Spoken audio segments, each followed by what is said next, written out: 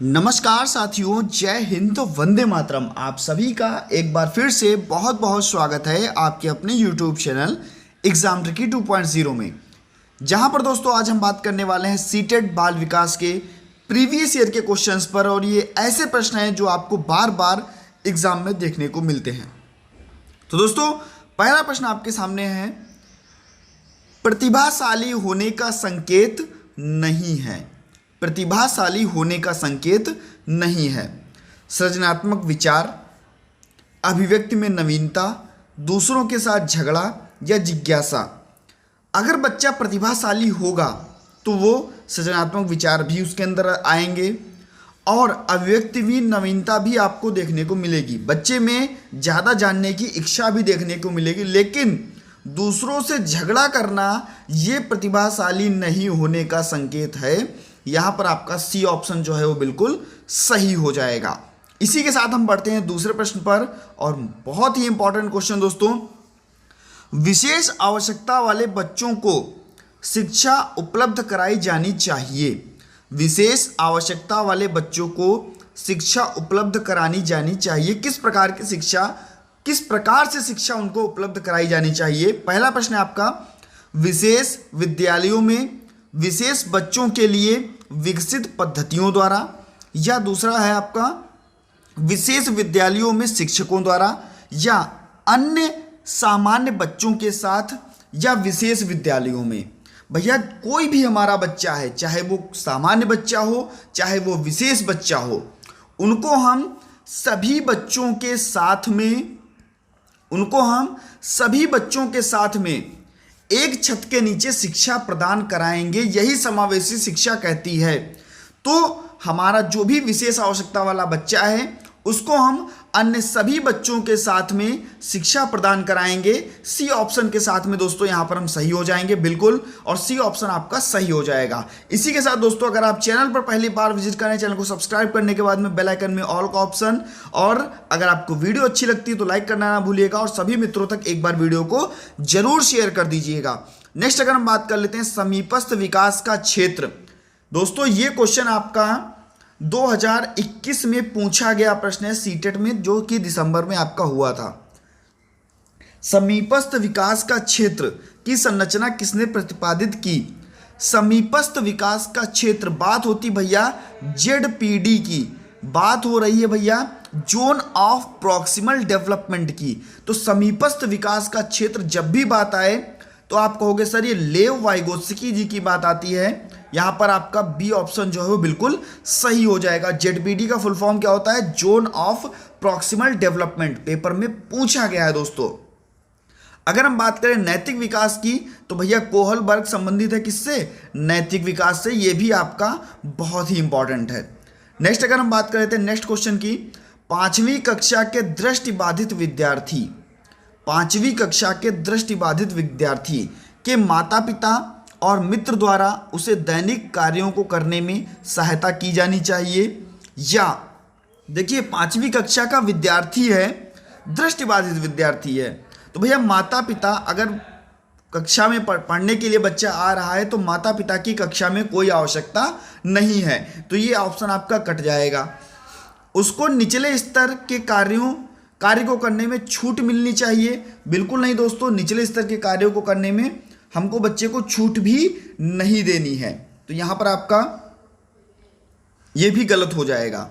आप सभी को पता है कि दृष्टिबाधित बच्चों को पढ़ाने के लिए किसका यूज किया जाता है? ब्रेल लिपि का यूज किया जाता है, आप सभी को पता है, ठीक है। नेक्स्ट हम बात करते हैं के साथ कक्षा में विशेष बिल्कुल नहीं दोस्तों, अगर एक कक्षा में दृष्टिबाधित बच्चा है तो क्या हम उसके साथ विशेष व्यवहार करेंगे? हमने ये अभी आपसे नहीं बताया था, अभी आपसे दूसरे प्रश्न में बताया ही गया था कि सभी बच्चों को एक साथ में पढ़ाएंगे उनकी आवश्यकता के अनुसार। तो यहां पर हम देखते हैं के साथ कक्षा में सामान्य रूप से व्यवहार किया जाना चाहिए, बिल्कुल सही है।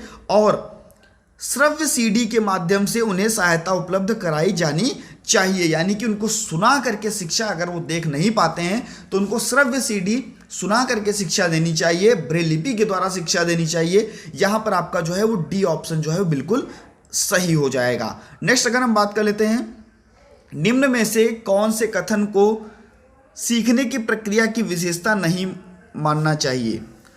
निम्न में से कौन सा ऐसा कथन है जिसको सीखने की प्रक्रिया की विशेषता नहीं मानना चाहिए? ऑप्शन है आपके सामने। अनअधिगम भी सीखने की प्रक्रिया है। बिल्कुल दोस्तों, अधिगम अगर हम नहीं भी कर रहे हैं यानी कि लर्निंग नहीं भी कर रहे हैं, फिर भी हम कहीं ना कहीं से किसी ना किसी माध्यम से सीख सकते हैं। दूसरा है आपका शैक्षिक संस्थान एकमात्र। दोस्तों, एकमात्र जहां पर लग जाए वो ऑप्शन आपका निगेटिव सेंस में जाता है। यह आपको पता होना चाहिए। एकमात्र लग जाए या आपका केवल लग जाए, ही लग जाए, मात्र लग जाए, तो ये सभी आपके क्या निगेटिव सेंस में जाते हैं। सीखना लक्ष्योन्मुखी होता है। बिल्कुल दोस्तों, सीखना लक्ष्योन्मुखी होता है और सीखना एक व्यापक प्रक्रिया है। आप कहीं पर भी किसी के साथ में रह करके, घर में, बाहर में, नुक्कड़ पे, चाय की दुकान पे, कहीं पर भी आप चीज़ों को सीख सकते हो। यहाँ पर कह रहा है कि सीखने की प्रक्रिया की विशेषता नहीं है, और नहीं है कि साथ में हम भैया नहीं वाला ऑप्शन लेके चलेंगे। शैक्षिक संस्थान एकमात्र ऐसा स्थान है जहाँ अधिगम प्राप्त होता है, तो ये निगेटिव सेंस में आपका जा रहा है और बाकी आपके सारे के सारे प्रक्रिया की विशेषताओं के अंतर्गत ही आते हैं, सीखने की प्रक्रियाओं की विशेषताओं के अंतर्गत। तो यहाँ पर आपका बी ऑप्शन जो है वो बिल्कुल सही हो जाएगा। आशा है दोस्तों आप सभी को क्वेश्चंस अच्छे लग रहे होंगे। अगर दोस्तों क्वेश्चन अच्छे लग रहे हैं दोस्तों, एक बार वीडियो को लाइक करना ना भूलिएगा। नेक्स्ट हम बात करते हैं के अनुसार मनुष्य भाषा अर्जन यंत्र के साथ जन्म लेते हैं जो उन्हें भाषा सीखने में सहायता करता है। किसके अनुसार मनुष्य भाषा अर्जन यंत्र के साथ जन्म लेते हैं जो उन्हें सीखने में सहायता करता है? तो यहां पर भैया ऑप्शन हो जाएगा आपका चौमस्की जी। चौमस्की जी के अनुसार मनुष्य भाषा अर्जन यंत्र के साथ जन्म लेते हैं और भाषा उन्हें सीखने में सहायता करती है। यहां पर सी ऑप्शन जो है वो बिल्कुल आपका सही हो जाएगा। इन्हें चौमस्की जी को क्या कहा जाता है? फादर ऑफ लैंग्वेज डेवलपमेंट भी इनको बोला जाता है। लैंग्वेज डेवलपमेंट का फादर यानी कि पिता भी इनको बोला जाता है। भाषा विकास का पिता भी इनको बोला जाता है। सी ऑप्शन के साथ में हम बढ़ते हैं आगे। नेक्स्ट क्वेश्चन है, विकास कभी ना समाप्त होने वाली प्रक्रिया है, यानी कि विकास कभी ना समाप्त होने वाली प्रक्रिया है। विकास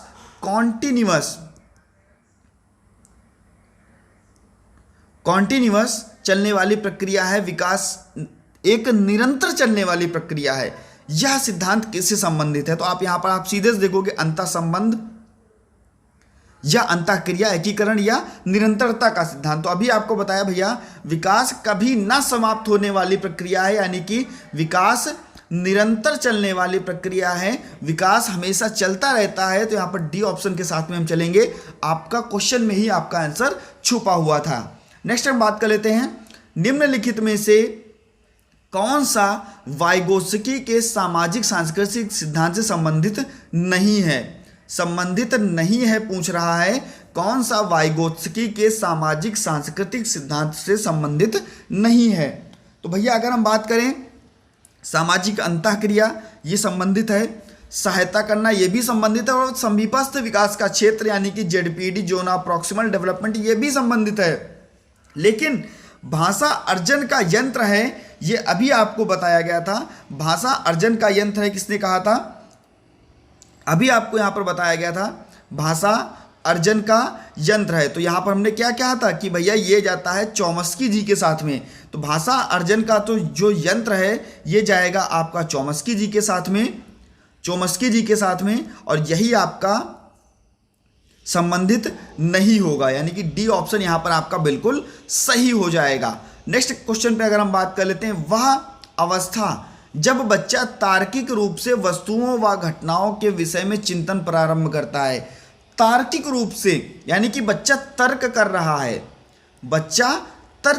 है, और जब बच्चा तर्क करता है तो वो जाता है भैया 7 से 11 वर्ष की आयु में, और 7 से 11 वर्ष की आयु में आपकी मूर्त संक्रियात्मक अवस्था होती है। अगर हम औपचारिक संक्रियात्मक अवस्था की, यहाँ पर आपका बी ऑप्शन सही होगा। अगर हम औपचारिक संक्रियात्मक अवस्था की बात करें तो ये भैया 11 से आपका ऊपर चला जाएगा। और अगर हम पूर्व संक्रियात्मक अवस्था की बात करें या संवेदी प्रेरक अवस्था की बात करें तो 0 से भैया 2 वर्ष, और आपका यहाँ से 2 से 7 वर्ष। और ये सारी अवस्थाएं जीन पियाजे जी के द्वारा दी गई थी, ये भी आपको पता होना चाहिए। जीन पियाजे निवासी कहाँ के हैं? कमेंट सेक्शन में छाप दीजिए, बहुत बार पेपर में आपका प्रश्न पूछा गया है। नेक्स्ट अगर हम बात कर लेते हैं, विशेष रूप से प्राथमिक स्तर पर विद्यार्थियों को सीखने संबंधी समस्याओं को संबोधित करने का सबसे बेहतर तरीका। विशेष रूप से प्राथमिक स्तर पर यानी कि 1 से 5 के स्तर पर विद्यार्थियों को सीखने संबंधी समस्याओं को संबोधित करने का सबसे बेहतर तरीका क्या? जो भी सहायक सामग्री होनी चाहिए वह महंगी होनी चाहिए और चमकदार होनी चाहिए, आपका नेगेटिव सेंस में जाता है। सरल और रोचक पाठ्य पुस्तकों का प्रयोग करना हो सकता है, लेकिन और हम देखते हैं क्षमता के अनुरूप विभिन्न शिक्षण सहायक सामग्रियों पद्धतियों का प्रयोग करना, कहानी कथन पद्धति का प्रयोग करना। भैया जो बच्चे की एबिलिटी है, जो बच्चे की क्षमता है, अगर उसके अनुसार हम चीज़ों को बच्चे को पढ़ाएंगे और बच्चा सीखने में तभी ज़्यादा रुचि लेगा जब हम उसकी क्षमता के अनुसार शिक्षण पद्धतियों का प्रयोग करेंगे। तो यहाँ पर सी ऑप्शन के साथ में हम चलेंगे। सी ऑप्शन जो है वो बिल्कुल आपका सही हो जाएगा। वीडियो को जरूर शेयर कर दीजिएगा अपने सभी मित्रों के पास में, और भैया चैनल पर नए थे सब्सक्राइब जरूर कर लीजिएगा, बेल आइकन में ऑल का ऑप्शन प्रेस कर लीजिएगा। आप सभी एक परिवार की तरीके से एग्जाम ट्रिकी चैनल से जुड़े हुए थे, और आप सभी जितने भी हमारे भाई बहन यहाँ पर जुड़े हुए हैं एग्जाम ट्रिकी 2.0 को आप लोग उतना ही प्यार दीजिए जितना कि आप लोगों ने एग्जाम ट्रिकी परिवार को दिया। तो दोस्तों चैनल को सब्सक्राइब करना ना भूलिएगा, और एक बार सभी मित्रों तक वीडियो को शेयर कर दीजिएगा। वीडियो अच्छी लगे तो लाइक करना आपका दायित्व है, और पढ़ाना, अच्छे अच्छे क्वेश्चंस लाना हमारा दायित्व। तो हम आपका और अपना दायित्व दोनों समझकर पूरा करते रहेंगे। नेक्स्ट, किस अवस्था में बच्चे अपने समवयस्क समूह के सक्रिय सदस्य हो जाते हैं? जब भी कहेगा समवयस्क समूह के सक्रिय सदस्य की बात करेगा, तो हमको सक्रिय सदस्य भैया किसमें? किशोरावस्था में। डी ऑप्शन, और वेरी वेरी इंपॉर्टेंट क्वेश्चन, बहुत बार पेपर में पूछा गया क्वेश्चन।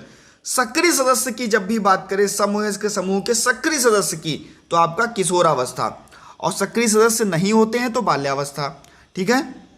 नेक्स्ट हम बात करते हैं, निचली कक्षाओं में शिक्षण की खेल पद्धति मूल रूप से आधारित है। शिक्षण की खेल पद्धति मूल रूप से आधारित है। अच्छा, विकास व वृद्धि के मनोवैज्ञानिक सिद्धांतों पर आधारित है, या शारीरिक शिक्षा के कार्यक्रमों पर समाजशास्त्री, ये भैया बिल्कुल गलत हो जाएगा, और शिक्षण पद्धति के सिद्धांतों पर।